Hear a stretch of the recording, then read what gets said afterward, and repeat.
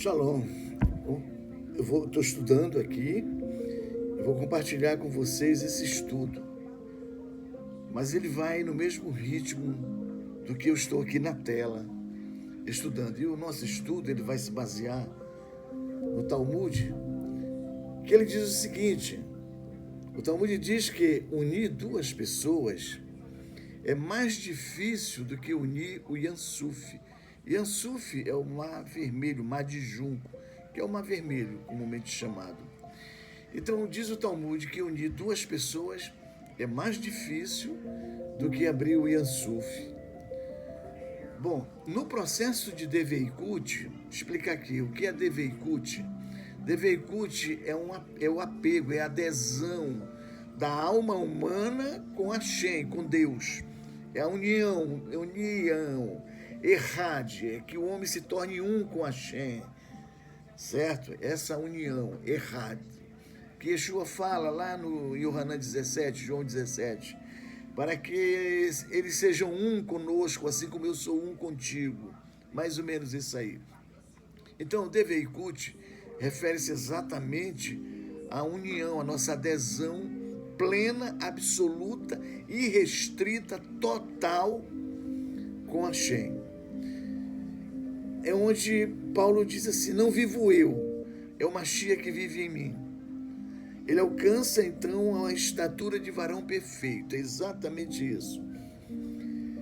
Rompe e supera os obstáculos, as dificuldades, sobe a escada, combate o bom combate, né? Completa a carreira e guarda a fé. Isso é interessante. Muito bem. A mesma força que abre o mar vermelho é a que cria, que mantém e remove os obstáculos no caminho da Deveikut. Quer dizer, nessa trajetória até a estatura de varão perfeito, nós vamos encontrar diversos obstáculos. Mas a força que cria esse caminho, essa possibilidade, que Yeshua disse: eu sou o caminho, a verdade e a vida. Ele criou essa possibilidade de nós nos unirmos, de irmos a Deus, ao Pai. Essa trajetória tem percalços, mas nós precisamos então entender que o nosso objetivo é exatamente a coroa, que Paulo diz: resta-me agora a coroa. Ele estava focado na coroa, que é Ketale. Ketale é o nível mais elevado da árvore da vida, que é exatamente a Deveikut, onde vai acontecer a Deveikut. Mas vamos lá. Então, a força que abre o mar vermelho, essa força é a força que cria, é a que mantém e remove também os obstáculos. Essa própria força, ela pode remover, ela tanto pode criar, como ela pode manter, como ela pode também remover. Paulo orou várias vezes para que Deus tirasse aquele espinho na carne dele. Ele disse: Paulo, a minha graça te basta. Convive com essa situação aí, mas supera isso, tá? A dor está aí, o problema está aí, mas você vai se distanciar se unindo a mim. Esse trajeto, essa possibilidade, foi Yeshua que abriu esse caminho. Agora, não adianta dizer o seguinte, vou até antecipar aqui: mas eu já estou unido porque eu creio, Jesus morreu, derramou o seu sangue, então eu já estou unido a Deus. Isso não é verdade, né? Isso aí é o propósito, é a nossa meta, onde nós queremos chegar. Mas tem o caminho, é o combate que Paulo diz: combati o bom combate, completei a carreira e guardei a fé.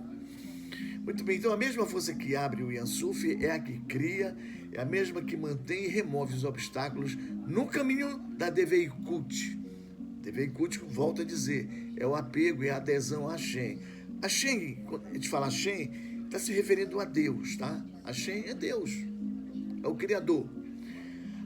A dificuldade está menos fora e mais na estrutura da Nefesh Adam e de sua correção. Então, o problema pior não são os problemas externos. Esses problemas externos a gente vai resolvendo. Por exemplo, é problema financeiro? Não vou ficar orando a Deus para mandar cair dinheiro do céu. Eu vou trabalho e eu consigo superar o problema. Tem uma doença? Eu vou ao médico, compro a medicação e aí me trata, supera. Há possibilidade de um milagre? Claro que há.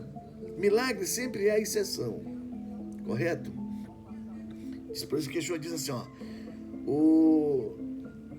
os gregos buscam sabedoria, conhecimento, né? E os judeus buscam milagres, sinais, milagres e tal. Yeshua falou para os fariseus ali daquele dia, né? Muito bem. Então a dificuldade está menos do lado de fora e está mais na estrutura da Nefesh, a Nefesh Hadam, e de sua correção. Que Nefesh é essa? Que é Nefesh? Nefesh é a alma, é o nível mais impuro da alma, é um nível de consciência que é o mais impuro da alma. A Nefesh se refere ao sangue, né, que mantém o corpo vivo. Então a Nefesh está ligada com a parte biológica do homem, até certo ponto com a parte do nosso pensamento, do nosso intelecto, né? Porque a Nefesh, ela não consegue ficar 100% isolada, tá certo? Então, mas para nosso efeito de estudo, nós vamos classificá-la da seguinte forma. A Nefesh é o sangue, mas é essa vida física nossa, essa condição física, onde nós temos os sentidos, através dos quais nós percebemos o mundo, as coisas exteriores, e esses sentidos são exatamente portas de diálogos, né, para a formação do conhecimento e do entendimento. Começa por aí. Você olha, você vê, você escuta, você fala, você sente, você tem os sentidos térmicos, paladar, enfim, por aí vai, correto? Então esses sentidos, eles são sentidos peculiares, próprios da alma, da Nefesh. Mas cada nível da alma, por exemplo, nós temos 5 níveis de consciência da alma, 5 estágios. Tem o primeiro, que é Nefesh, tem o segundo, que é Rua, temos o terceiro, que é Neshama, temos o quarto, que é Hayá, e o quinto, que é Hidá. Hidá é o nível mais elevado, o nível mais pleno da consciência da alma. No nível mais consciente, que é o extremo da sabedoria e do conhecimento, do entendimento da alma, lá em Hidá, o homem está totalmente desconectado dessa realidade desse mundo que nós vivemos aqui. Porque ele está num nível extremamente elevado, ele já está mais ligado no aspecto que nós já tratamos aqui, que é a Deveikut, né? E Hidá, onde é Ket, é a coroa, onde está a presença de Hashem, a presença de Deus, é quase tangente, a gente está nele, sabe? Já completamente unido, errado, um com ele. Essa é a realidade. Mas temos que escalar, subir a escada. E essa escada ninguém sobe só pela fé. Não há possibilidade. O caminho está aí, posto. Yeshua é o caminho através do qual nós vamos chegar e alcançar esse nível de excelência. É através desse caminho. Mas esse caminho ninguém percorre apenas com a fé. Não. Nesse caminho nós vamos precisar de conhecimento, tá certo? Vamos precisar de conhecimento. Precisamos de fé, claro, a fé no sentido de fidelidade, de confiança. Né? Não uma fé abstrata. Eu acredito que essa montanha vai saltar lá para o mar. Ela pode, quem pode mandar ela fazer isso? Ela vai fazer, porque ela obedece o Criador. Ela é uma criação.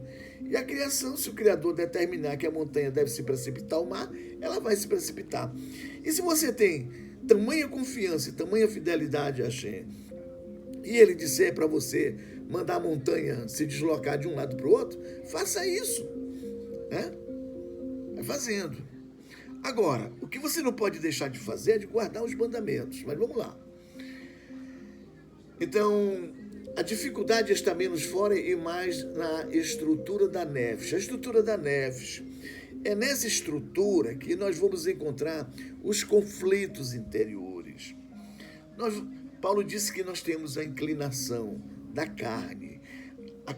A nossa alma ela pode se inclinar para o lado da carne e para o lado do espírito. Ou você se inclina, tem a inclinação para esse mundo que jaz no maligno, ou você vai se inclinar para um mundo menos impuro, onde haja mais pureza. Nós estamos aqui no mundo de Asiá, né? A respeito do qual Yeshua disse que ele jaz no maligno. Nós estamos no mundo, mas nós não somos do mundo. Por quê? Porque nós empreendemos uma jornada e essa jornada, o nosso objetivo é a unidade, é sermos um com Hashem, é um com Deus.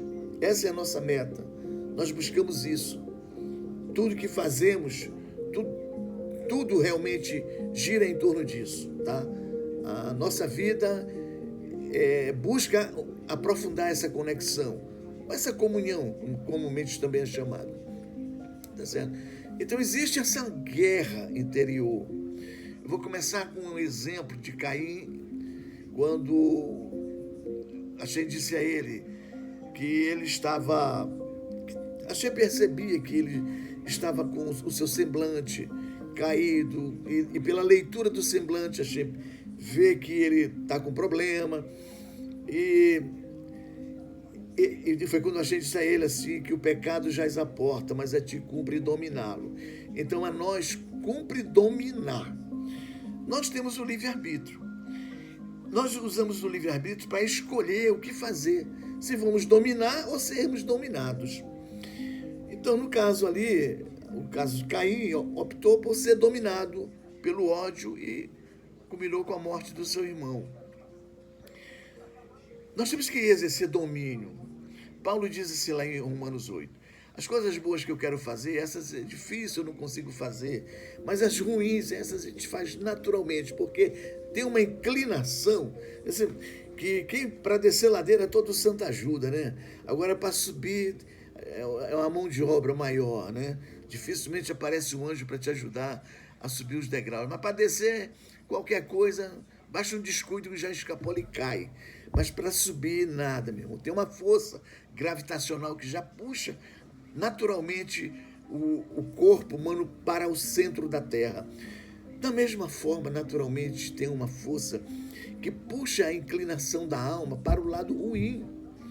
Mas a nós cumpre dominar essa força. E como é que a gente consegue exercer o domínio sobre essa força? Isso nós vamos entender aqui na jornada. Muito bem, nós vamos ver aqui, primeira parte aqui, um fundamento, né? Onde mais difícil que o Yansuf. O Talmud, em Sotá 2a, ele afirma: difícil uni-los como a fenda do mar de junco.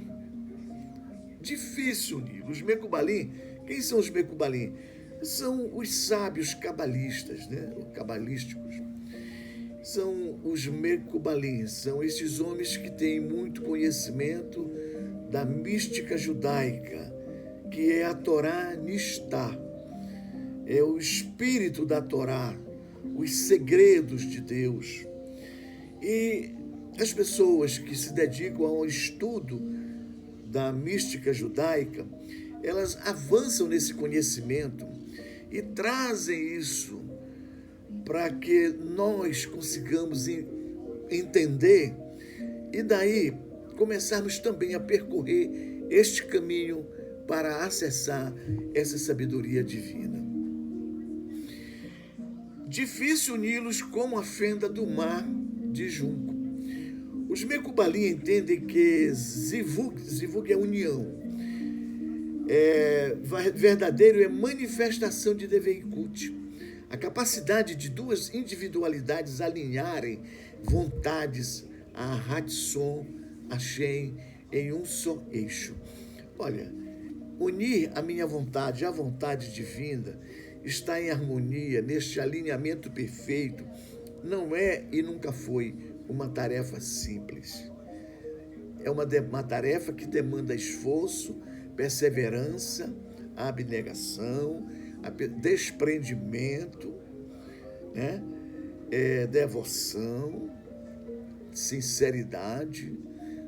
Todas essas coisas vão contribuir para a elevação da alma, para ela que possa galgar níveis mais avançados, né?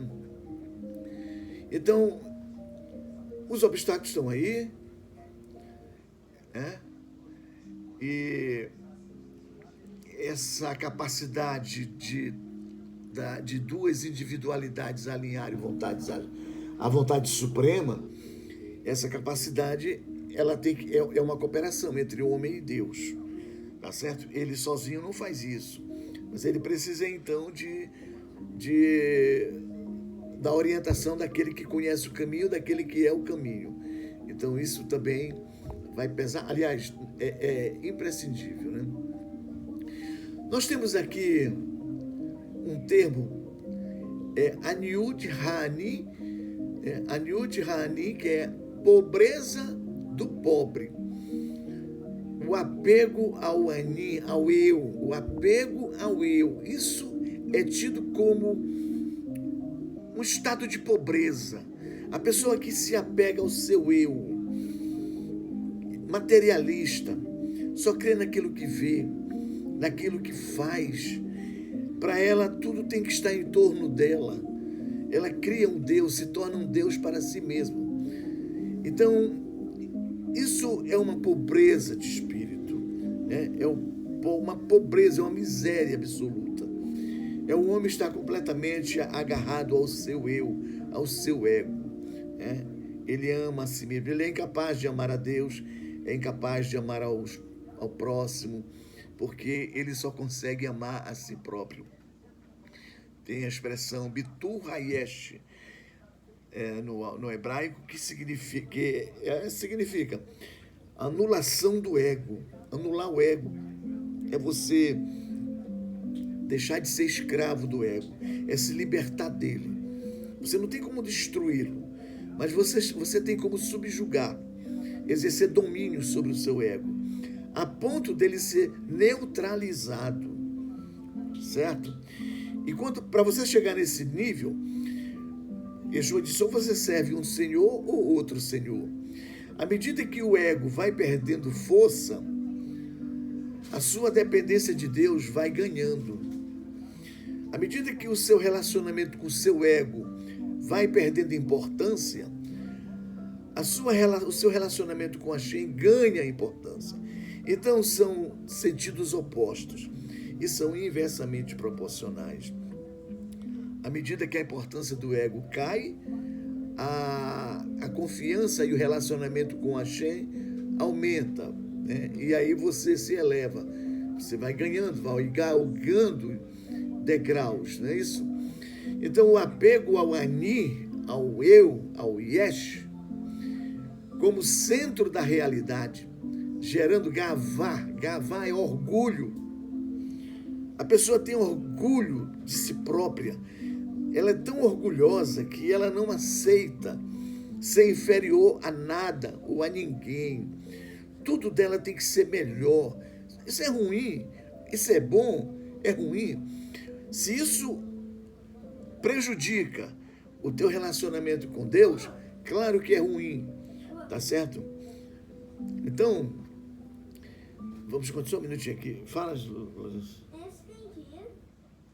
Eu estou gravando um vídeo aqui, meu filho. Tá? Eu estou gravando aqui. Tá aqui, olha só.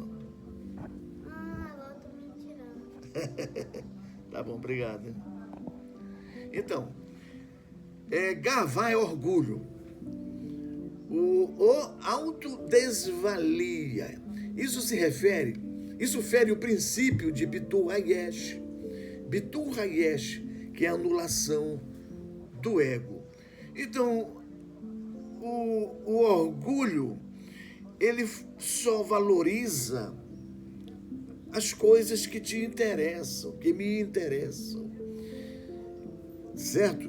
Para eu ficar mais inflado, tipo um pavão, orgulhoso, vaidoso, atraindo a atenção de todos para mim mesmo, não tem aquele princípio que vimos lá de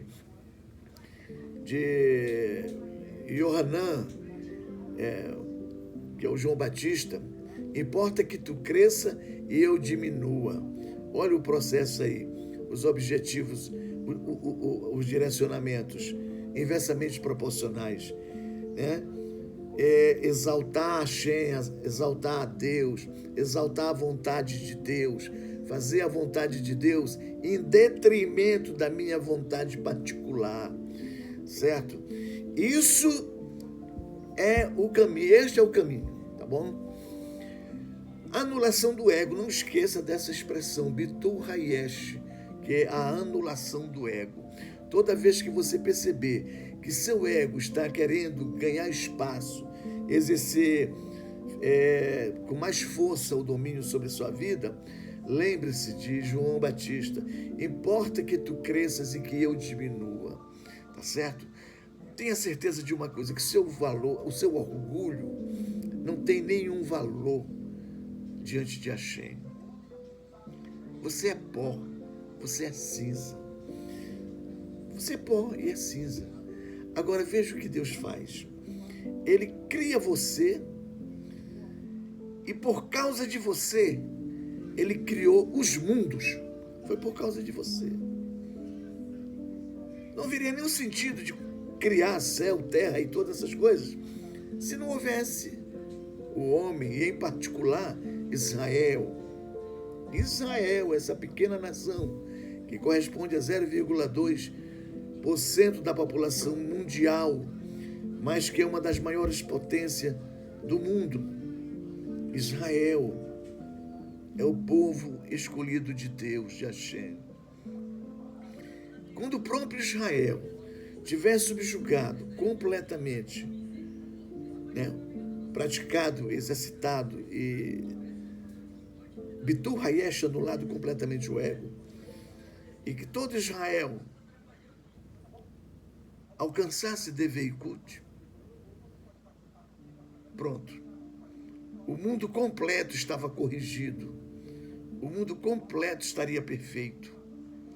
E aí nós estaríamos no reino do Mashiach. Tem uma expressão aqui que eu vou agora compartilhar com vocês também. Hisparnu Beli Da'at.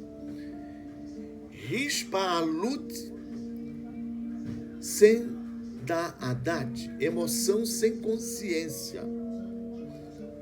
Grava isso. Emoção sem consciência. Estados místicos intensos sem integração em Da'at. Da'at Torá. Consciência guiada pela Torá, levando a fantasias espirituais e não a adesão real. Rispa geralmente está relacionado com consigo mesmo, né? É uma palavra, sempre ela, quando vem com esse prefixo, ela recai, a ação recai em si mesmo, né? Então, Hispalut Beli Da'at, emoção sem consciência, estados místicos intensos, sem integração em Da'at Torá. Então, consciência guiada pela Torá. Então, levando a fantasias espirituais e não a adesão real. O que nós precisamos é o seguinte, que está dizendo assim, eu não posso chegar, em hipótese alguma, aos níveis mais elevados da espiritualidade se não for através da Torá. O verbo que se fez carne, a Torá. A Torá é exatamente que traz todas as instruções para percorrermos este caminho até Deveikut. É através das instruções que começam pelos mandamentos, as mitzvot, que nós vamos guardando, obedecendo. O próprio Yohanan diz, aquele que diz que guarda os que ama a Deus e não guarda os seus mandamentos é mentiroso. Se você diz que ama a Deus, mas não guarda os mandamentos, o próprio João Yohanan está dizendo lá na carta dele que é mentiroso. Então, sede santos como eu sou santo. Ninguém pode se aproximar de Hashem, de Deus, sem santificação. E o que é que santifica o homem? A palavra. O próprio Yeshua disse: vós estáis limpos pelas palavras que eu vos tenho falado. É pureza, é a purificação. E aí? E como é que a gente faz para a purificação? É guardar os mandamentos. Os mandamentos santificam. Paulo diz lá em Romanos, acho que 10, ele fala, ou é 9 ou 10, não me lembro agora, ele diz o seguinte, que a Torá, lá está escrito a lei, mas é a Torá, ela é santa, ela é perfeita e ela é justa. Ora, se ela é santa, ela pode santificar. Ela é santa, ela pode santificar. Nas orações que nós fazemos, nós temos a expressão, sempre vem, por exemplo, Bodeni lefaneha, melehai vikayai, she exarta binishamati benrelá, rabá emunaterra. Eu estou dizendo, eu começo com um agradecimento a Hashem, reconhecendo que a vida que eu vivo eu devo a Ele, e que se Ele permite que eu acorde para viver, andar um novo dia, é porque Ele confia em mim. A fidelidade, Ele é fiel, né? Então, Rabai Munaterra, é grande a tua confiança, a tua confiança em mim. Ele confia em nós. Por isso permite que nós acordemos. Mas Ele confia para quê? Para a gente cumprir uma missão ao longo do dia. E essa missão começa exatamente guardando o mandamento. Shivit Adonai Lenegdit Tamid. Nós estamos dizendo que nós colocamos Hashem, Deus, diante de nós. Paulo, ele traduz dessa forma: andar dignamente diante de Deus. Andar dignamente diante de Deus? O que quer dizer andar dignamente diante de Deus? Com dignidade, guardando os mandamentos, sendo agradáveis a Ele, certo? Então, alcançar os níveis de excelência de elevação da alma, se não for através deste caminho, guardando os mandamentos, em obediência, né? Buscando a união máxima, a submissão a Hashem, e tentar por outros caminhos buscar espiritualidades paralelas, é perigoso, porque você não tem instruções. E aí muitos espíritos ruins poderão estar te levando para outros caminhos perigosos e caminhos de morte. Então, o caminho para se chegar nos níveis de excelência é através das instruções da Torá. Ok? Muito bem.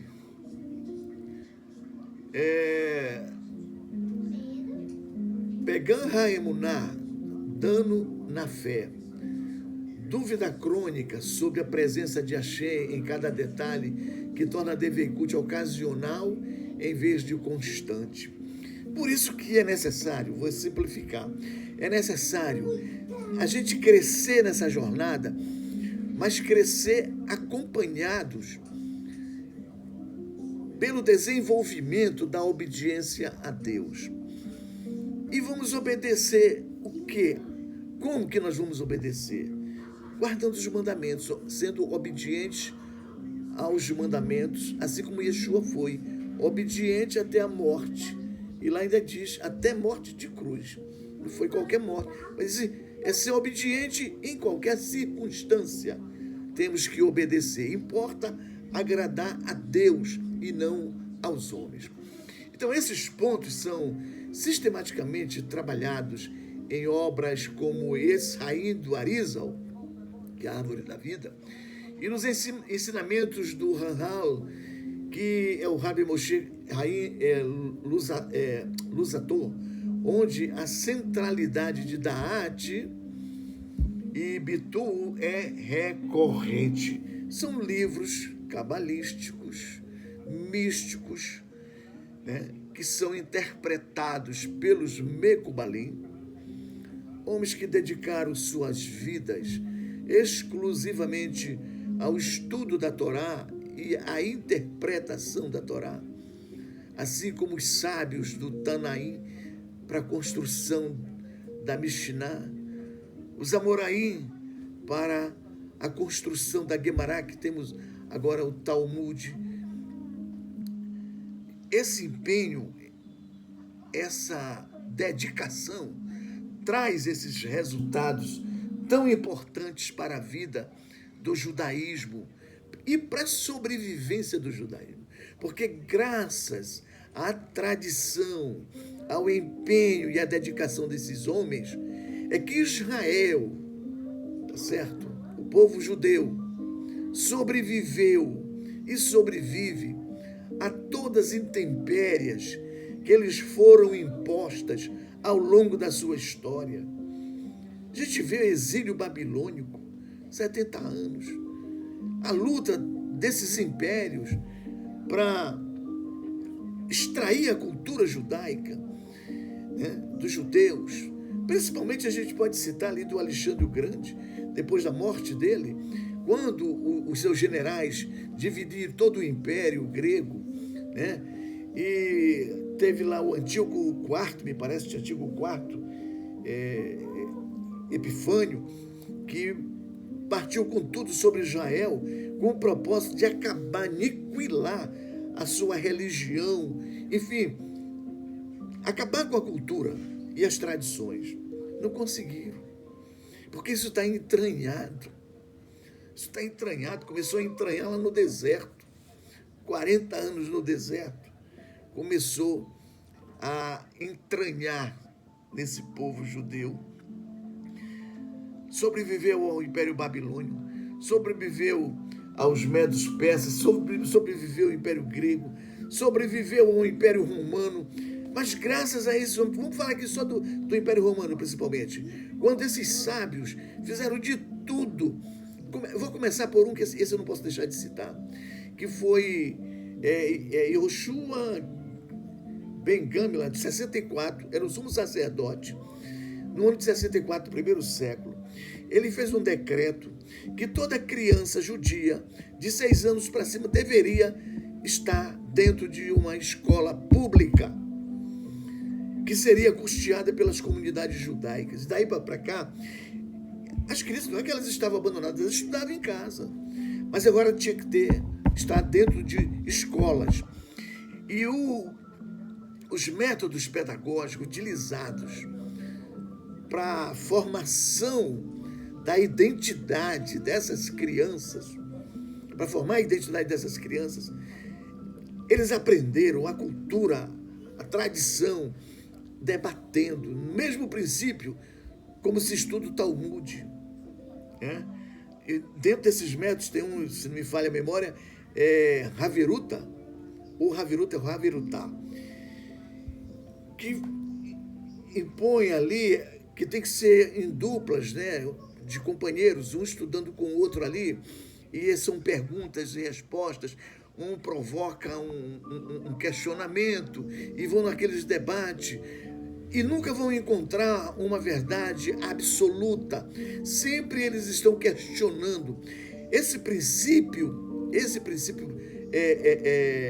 pedagógico tão importante é o mesmo que se aplica hoje na ciência, na medicina e qualquer outro nível de ciência, que começa de uma teoria, né, uma tese, e vai aprofundando, mas sempre buscando,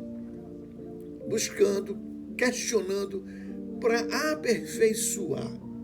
Imagine se a medicina não se recorresse a esse princípio científico, né, da elaboração de um conceito.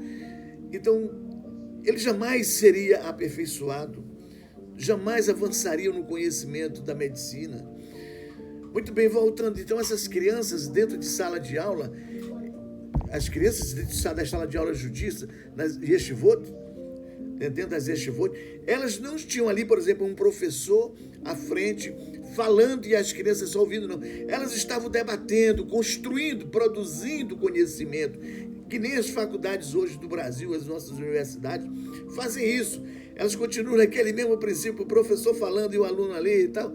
Hoje não é mais nem, estão mais nem aí para estudo, na verdade. Estão mais para ideologias e essas coisas, e criar narrativas.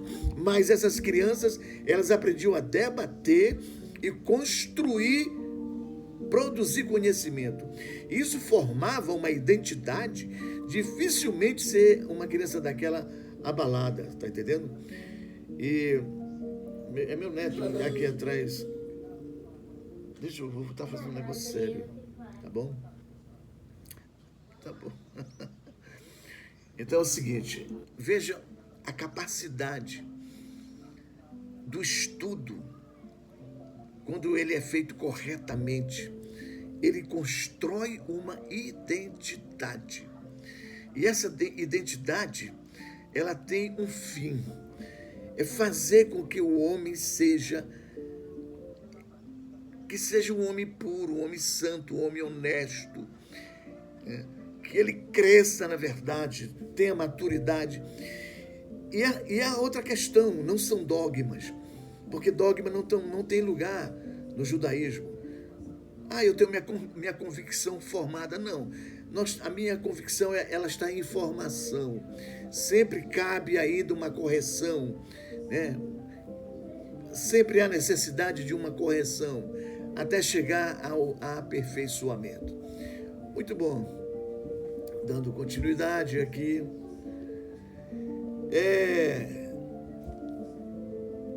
Eu estava onde era meu pai que receber sem dar. Quando o desejo é receber prazer sem se tornar mais pia, que é doador ou influenciador. Isso bloqueia Deveikut, porque a forma divina é dar. Parte desse princípio. Você é um recipiente. Você é um recipiente. O próprio Paulo diz o seguinte: temos, porém, este tesouro em vasos de barro, para que a excelência do poder seja de Deus e não de nós. Somos recipientes, somos vasos. Esse vaso, ele recebe. O que é a Kabbalah? Kabbalah é recebimento. Você recebe.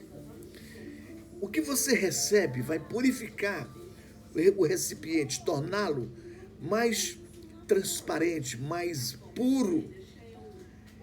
Vai remover as cascas, as impurezas que obstruem a expressão da luz divina. Porque tudo que nós recebemos de Deus é luz. Essa luz, ela faz a purificação do nosso vaso, do nosso recipiente. E quando eu falo de recipiente, eu não estou me referindo apenas ao corpo. Eu estou me referindo principalmente à alma, como um recipiente, né, que vai receber a luz divina, a centelha divina, que deve purificar o recipiente, para que você compartilhe, para que eu possa agora compartilhar daquilo que eu recebo, eu compartilhe com o meu próximo. Então, eu recebo e dou. O próprio Paulo tinha esse princípio. Eu vos dou aquilo que eu recebi. Eu não posso dar o que eu não recebo. Então, para eu ser um doador, eu tenho que ser um recebedor. E para eu ser um recebedor, eu tenho que estar em contato com a fonte, para então poder ser um doador. Não adianta eu só receber e não doar, porque eu não estou cumprindo o propósito. E a minha missão é doar. Como eu não sou fonte de mim mesmo, né? Eu não sou uma fonte autônoma, né? Yeshua disse: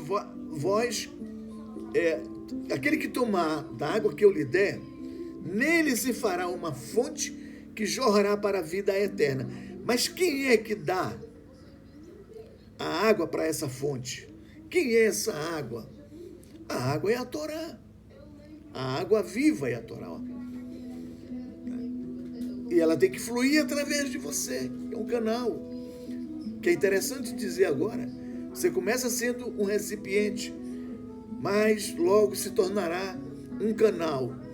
O recipiente você apenas está compartilhando com o seu próximo, se você é um doador. Mas quando você é um canal, aí sim, até o seu próximo será mais abençoado. Porque você, como canal, você estará conectado diretamente a Hashem, recebendo continuamente, elevando as pessoas que estão próximas a você, para que elas também subam de níveis. Bom, vamos lá.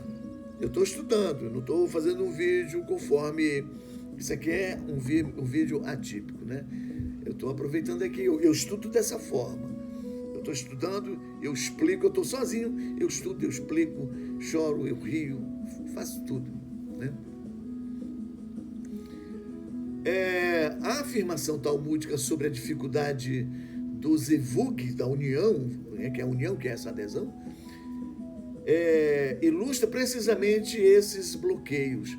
Alinhar duas vontades à vontade do Criador exige transformação de forma e não apenas ajuste comportamental. Você não pode melhorar só apenas o seu comportamento como um reflexo mecânico, mas tem que ter kavaná, tem que ter intenção, tem que estar a comunhão mais íntima com Hashem, com Deus. Como superar? Eixo de trabalho, vamos ver agora o eixo de trabalho da Deveikut. Talmud Torá com Kavaná. Talmud Torá em Kavaná. Estudo da Torá com intenção. Não é uma mera leitura, como você lê uma obra qualquer.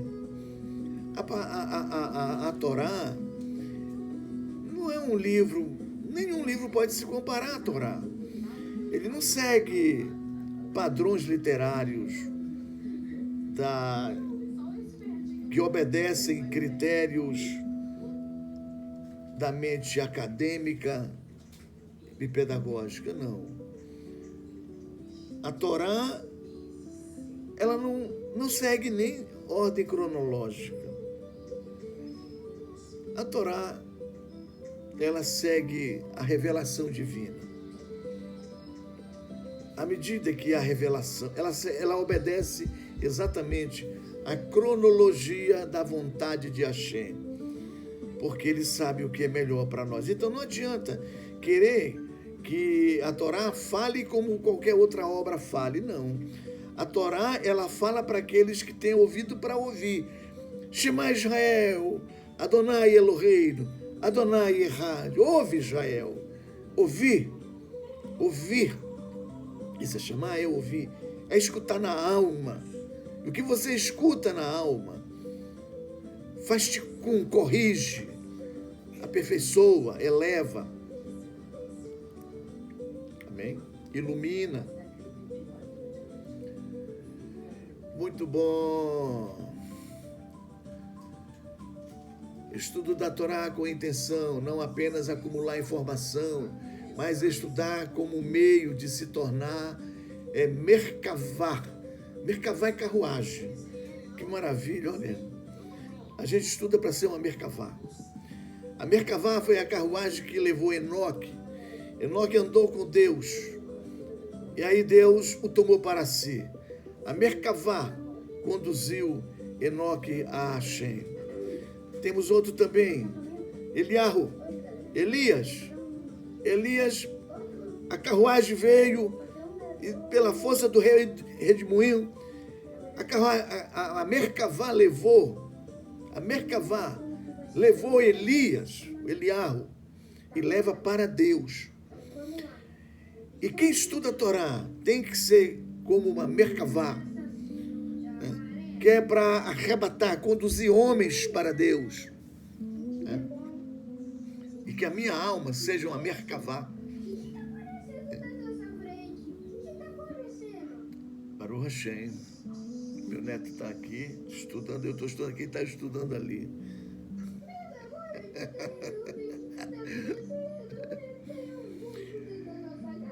Maravilha. Então, não apenas acumular informação, mas estudar como meio de se tornar uma merkavá, carruagem, para Sheriná, alinhando o intelecto à forma divina revelada na Torá. Essa parte agora eu vou dar uma aprofundadazinha nela. Vamos sair do nível de nefesh da alma, que é o nível mais impuro, né? Que é o nível biológico, né? O tangível, vamos dizer assim. É nesse nível que os nossos sentidos se sentem bem e alcançam, percebem o mundo exterior e a nossa mente processa, o nosso cérebro processa e transformando em informações e em conhecimentos, né? Que vão então determinar nossa conduta, nossa maneira de viver. É assim que as coisas acontecem. Mas nós precisamos elevar, né, a nossa alma para o nível mais aprofundado, que é o nível de rua. Nesse nível, Paulo diz assim: andai no espírito e não na carne. Porque se você anda na carne, você não cumpre a vontade de Hashem. Então, para você começar a cumprir a vontade de Hashem, a vontade de Deus, comece a andar no espírito. Mas isso é só o pontapé inicial. No nível de nefesh, a gente já está começando a processar coisas que são percebidas nos níveis mais elevados de Hayá e de Eridá. Mas a base ainda é Rua e Nefesh, porque a Neshama ainda está atrelada a esses outros níveis. Ela está dentro do campo de ação. Está no nível mais elevado? Sim, está no nível mais elevado. Mas ainda sofre influência dos dois níveis anteriores, né? Aí o que predomina nesse nível ainda é a nossa mente humana, a mente humana, a mente do homem. Você lembra que está escrito na Brit Hadashah que é uma interrogação, um questionamento. Quem sabe do pensamento do homem, quem conhece a mente do homem, senão o próprio espírito do homem? E quem conhece a mente de Deus, senão o próprio espírito de Deus e as pessoas a quem ele quiser revelar? A mesma forma, se eu quero revelar o que eu penso, eu falo e revelo para as pessoas, mas elas não têm acesso àquilo que está no meu pensamento, mas eu posso revelar. A mesma coisa, o que está no pensamento de Hashem, o que ele quer revelar para nós, aqui cabe até um parênteses, né? Você foi criado por Hashem. Por que ele te criou? Porque ele queria se revelar. Ele queria revelar o seu caráter. E ele não iria revelar o caráter dele para o sol, nem para a lua. Mas ele formou o homem. E aí formou o homem à sua imagem e semelhança, para que ao homem ele pudesse se revelar. Então, se você, sendo uma criatura de Deus, não procura, né, saber o que ele quer revelar a você, você está vivendo no nível da sua própria vontade, desligado dele e longe das revelações. E essa vida, não tenha dúvida, pode-se dizer, porque Paulo disse, é a vida mais miserável, né? Miserável é o homem que sou. Quem me livrará do corpo dessa morte? Quem pode me tirar desse nível para me elevar a níveis mais importantes na revelação divina? Então é isso que Deus quer fazer. Ele te criou para se revelar para você. Você saber quem ele é. E conhecendo, você vai conseguir amá-lo. À medida que você vai conhecendo, como está lá em Oséias, conheçamos e prossigamos em conhecer ao Senhor. Conheçamos e prossigamos em conhecer ao Senhor. É um processo. Nós começamos a conhecer, mas sabemos muito pouco. O próprio Paulo disse hoje, o vemos como que por espelho, o conhecemos como por espelho. Depois nós o conheceremos, assim como ele é. Aí sim, ele cumpriu a sua vontade. Quer dizer, Hashem tem a sua vontade realizada. Qual é a vontade de Hashem? É que eu o conheça, assim como ele é. É que eu o conheça. Ele quer que você o conheça. E quando você conhecê-lo assim como ele é, aí ele satisfez a vontade dele. Ele diz, agora eu estou satisfeito com fulano e com Beltrano, agora eu estou satisfeito. Mas se não buscar exatamente conhecê-lo e continuar conhecendo, até que eu o conheça completamente, você está desconectado. Toma o caminho, as rédeas. Não deixe o cavalo te levar com rédea e tudo, mas que você conduza o cavalo, que é o seu ego, o seu eu. Baruch Hashem. Continuando aqui, essa foi forte. Serviço, estuda a Torá com a intenção não apenas acumular informação, mas estudar como meio de se tornar Merkavá, né? Merkavá para Shekhinah. Shekhinah é a presença de Hashem, alinhando o intelecto à forma divina revelada na Torá. Quando o homem está devidamente alinhado à vontade de Hashem, pode ter certeza, até as rodas da Merkavá são, os Ofanim são rodas, anjos em forma de rodas, né? Diz que Avraham, são as 4 rodas, Avraham, Isaac, Yaakov e rei Davi, os grandes nomes e patriarcas da Torá. Avodá Shebalev. Avodá Shebalev, que é o serviço do coração. Então você estuda a Torá, não é para encher a sua mente como um depósito que você vai enchendo, armazenando suprimento para garantir a sua alimentação.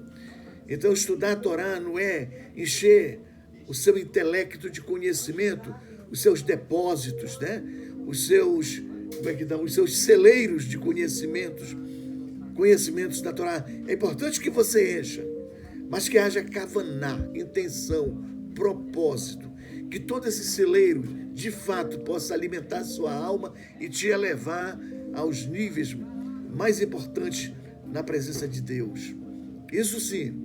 Então, o serviço do coração, nós vamos citar aqui o caso da tefilá, a oração, é um serviço do teu coração.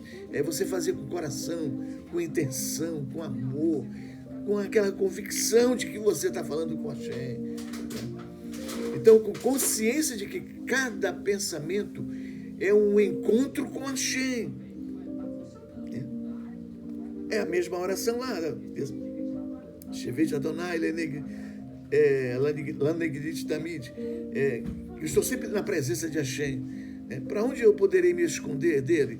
Para onde eu estou, ele está lá. Só que eu tenho que ter consciência, porque ele pode estar tão pertinho de mim, mas está oculto de mim. Eu esteja oculto. Por quê? Porque meus olhos não estão puros para ter acesso. Não tenho nível superior, os sentidos desenvolvidos para perceber a Shekhinah em níveis mais profundos, mais fortes, mais intensos. Esses sentidos que eu tenho aqui no nível do mundo de Asiá, que é o nível da Nefesh também, de olhar, que eu vejo, a paisagem que eu vejo, esses sentidos devem também ser desenvolvidos nos níveis seguintes de consciência da alma, no nível de rua. Esses sentidos aqui já pouco influenciam, mas eu já devo desenvolver níveis mais avançados, olhos espirituais para perceber. Yeshua, tendo olhos não vê, tendo ouvido não ouve, porque estão no nível abaixo e não desenvolveram para entender coisas mais profundas, né? Os Mekubalim têm acesso a níveis de excelência porque eles desenvolveram esses sentidos espirituais que tornam essas coisas perceptíveis e inteligíveis também, compreensivas diante. E aí eles trazem como revelação com os seus recipientes transbordantes e compartilham esses conhecimentos para despertar em nós o desejo de seguir este caminho também. Amém. Então, serviço do coração, a oração. Tire muito tempo da sua vida, do seu tempo. Dedique a comunhão intensa. Orar, dobrar seu joelho, orar, falar com Deus. Está entendendo? Ler. Vai ler ali os salmos. Enfim, abre o coração. Como aquela pessoa que está desesperadamente apaixonada por Deus e que se entrega completamente, sem nenhuma reserva. Sem nenhuma reserva. Se entrega a Ele. Faça isso. Prática de Hesed Tikkun Hamidot. Muito bom. Correção dos atributos. O que vem ser isso? Materializar Deveikut em ações, especialmente Ben-Adam Lehavero. Ben-Adam Lehavero, entre o homem e o próximo. No seu relacionamento, se você não consegue amar quem você vê, como você vai amar quem você não vê? Comece a exercitar o seu amor com o seu próximo, ser uma pessoa melhor, decepcionar menos outros, servir mais, sem esperar. Volta. Faça isso por fazer. Aprenda a encontrar o prazer em fazer boas ações. Empatia. Você vê a pessoa na miséria e aí você quer resolver aquela situação. Mas você quer resolver porque algo dentro de você está pedindo para você fazer aquilo.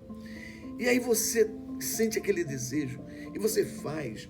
Você se sente tão feliz porque você cumpre ali uma mitzvah. Você cumpre o mandamento. Yeshua disse: o pobre sempre tendes convosco, sempre tem um pobre para você ajudar.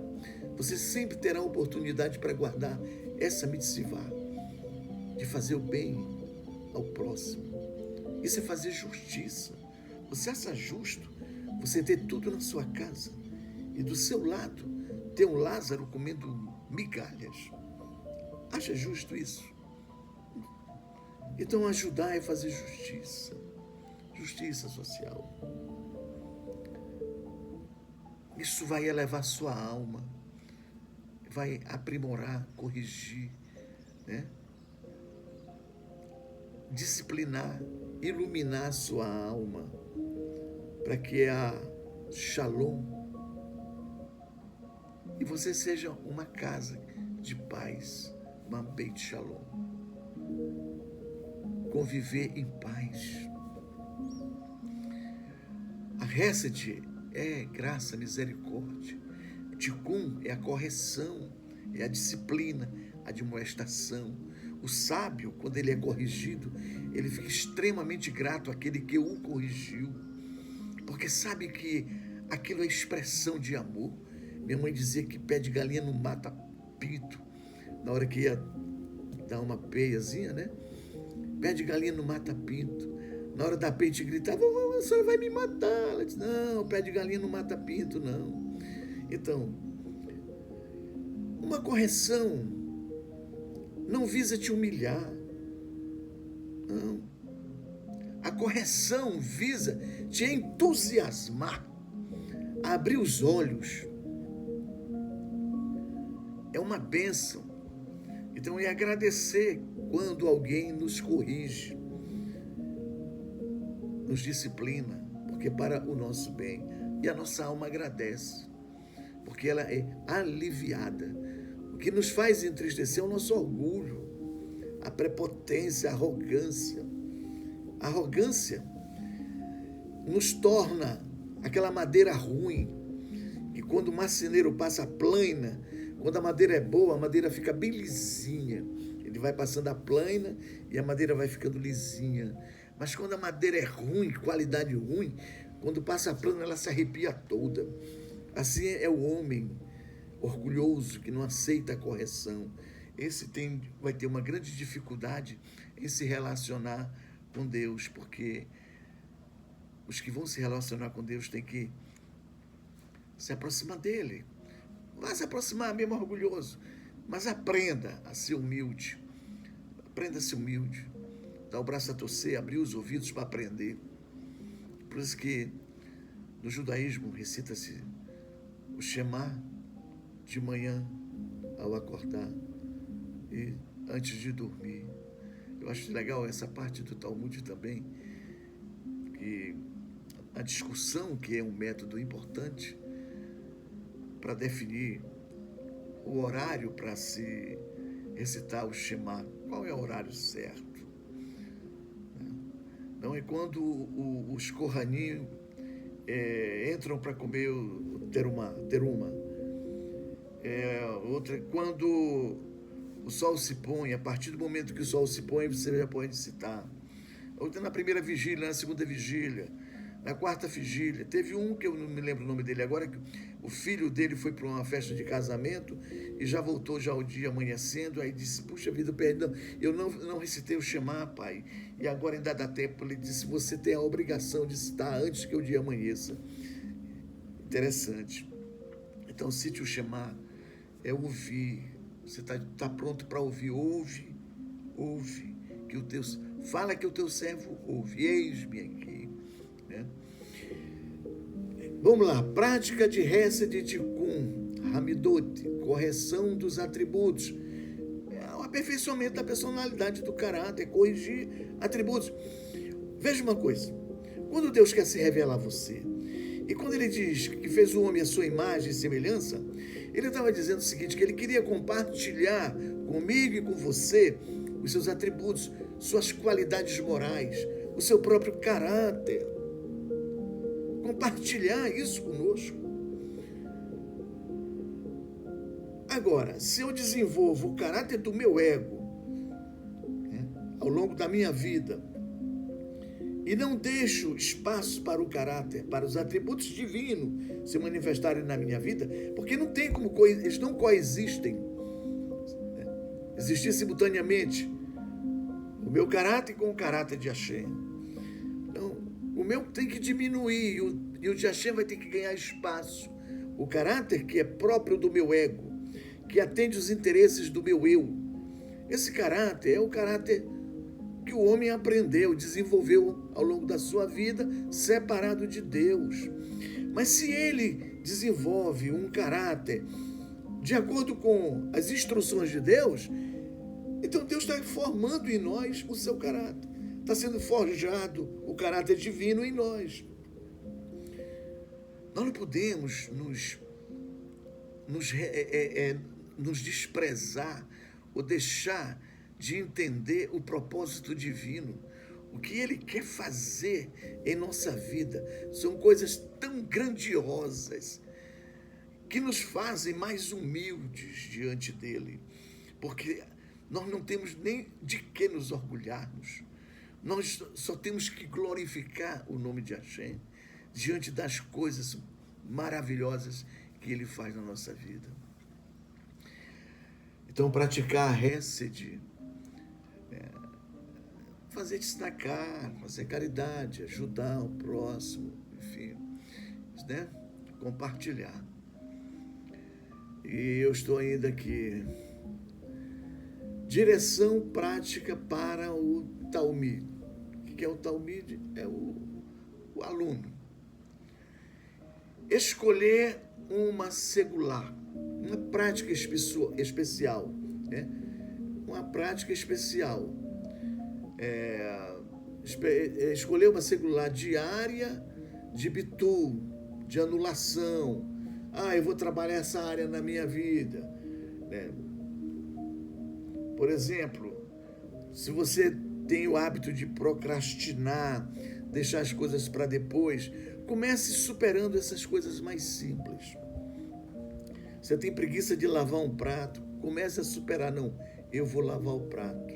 Não tenho costume, mas eu vou fazer isso. Eu estou dando um exemplo aqui, como é que a gente começa a superar essas coisas que são os mais simples, né?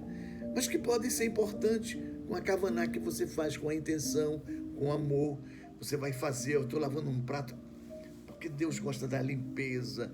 Enfim, faça tudo como se fosse para o próprio Deus.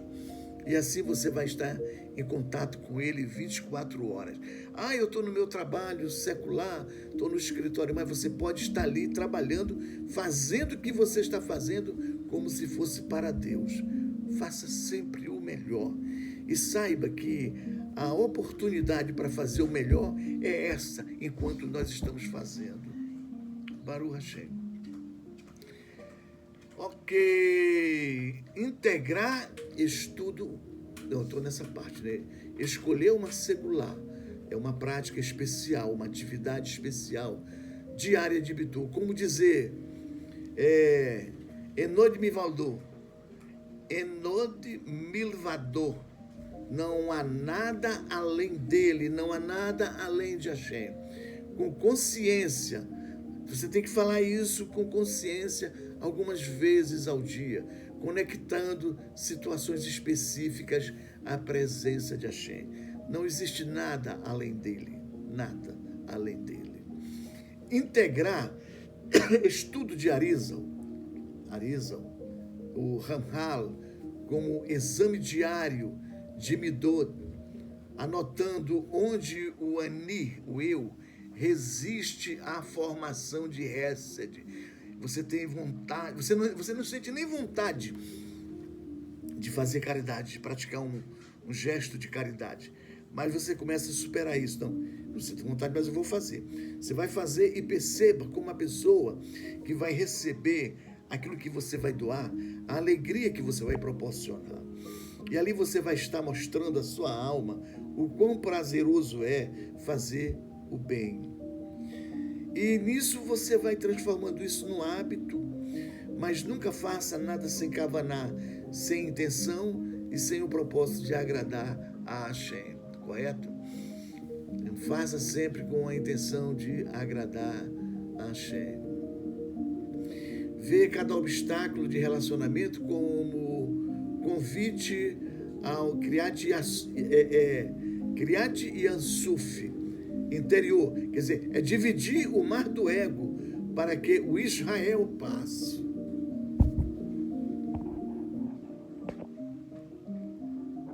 Minha bateria tá... Não, mas eu estou com o carregador aqui, deixa eu botar aqui o carregador.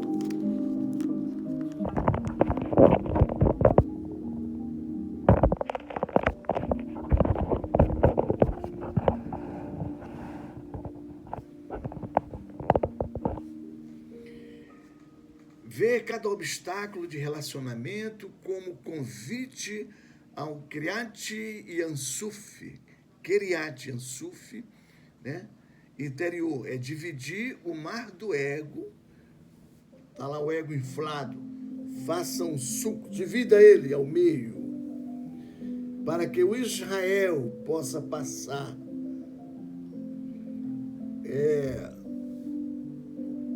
O seu Yetzirah, o Yetzirah abra para que o Yetzirah flua, né?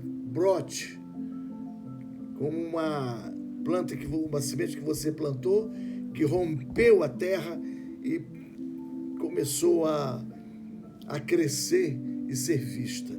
Exatamente isso. Deixe a sua Neshama com a luz divina, com a centelha de Hashem, para que você possa ser luz para este mundo e sal para essa terra. Amém? Muito bom.